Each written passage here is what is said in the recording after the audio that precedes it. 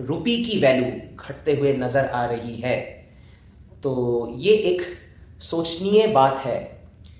तो देखा जाए पास्ट हिस्ट्री में, अगर हम देखें रुपी की वैल्यू जो मैक्सिमम गिरी है पास्ट में, वो करीब 3.24% गिरा है। और जिस हिसाब से ये यूएस एडमिनिस्ट्रेशन, यूएस पॉलिसी आ रहा है, जो यूएस जिस हिसाब से पॉलिसी ले जा रही है, ये अगर कंटिन्यू करती है ट्रम्प एडमिनिस्ट्रेशन, तो लगभग नेक्स्ट 2 साल में हो सकता है रुपये की वैल्यू 8 से 10% घट जाए। ये कई एनालिस्ट भी कह रहे हैं। और देखिए क्या होता है मेन।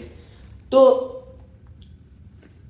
यहाँ पे विषय है कि रुपए की वैल्यू, रुपीस की जो वैल्यू है, क्यों घट रही है, इसका कारण क्या है।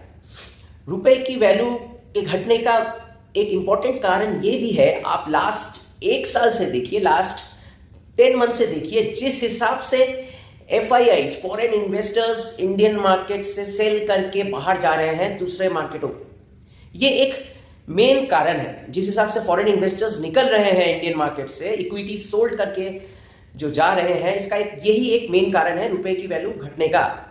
इसके अलावा तो मैंने पहले भी कहा है कि क्रूड ऑयल प्राइसेस जिस हिसाब से गिर रहे थे, ये भी एक मेन कारण था। और अगर देखिए, ये हम लोग इस रुपये की वैल्यू को कैसे बढ़ा सकते हैं। रुपये की वैल्यू बढ़ाने के लिए हमको डॉलर घटाना पड़ेगा। तो आरबीआई भी ये सोच सकती है। आरबीआई कुछ फॉरेक्स रिजर्व से अगर डॉलर सेल करती है, आरबीआई भी अगर डॉलर सेल करती है फॉरेक्स रिजर्व से, तो रुपये की वैल्यू बढ़ सकती है। तो मेन है ये जो जियोपॉलिटिक्स और अनसर्टेनिटी, और सबसे बड़ी बात ये ट्रेड नेगोशिएशंस। जैसे यूएस चल रहा है, यूएस जो ये वेरियस पॉलिसी ला रहा है, कभी कुछ कर रहा है, कभी इंडिया पर कुछ कर रहा है, तो मेनली ये वो ट्रेड नेगोशिएशंस के लिए कर रहे हैं। क्योंकि आप अगर ठंडे दिमाग से देखिए, वो ट्रम्प साहब ने जो फार्मा पर 100% टैरिफ लगाने की बात की है, उन्होंने टैरिफ जो लगाया है, उन्होंने जेनेरिक्स पे कुछ नहीं कहा। जेनेरिक्स जो मेडिसिन है, जेनेरिक्स पे नहीं लगाया। तो इससे साफ दर्शा भी रहा है। और क्या कह रहे हैं कि फार्मा कंपनीज को, जैसे उन्होंने कहा कि आप यूएसए में आइए, आप यूएसए में बिल्ड करिए, तो आप पर टैरिफ नहीं लगेगा।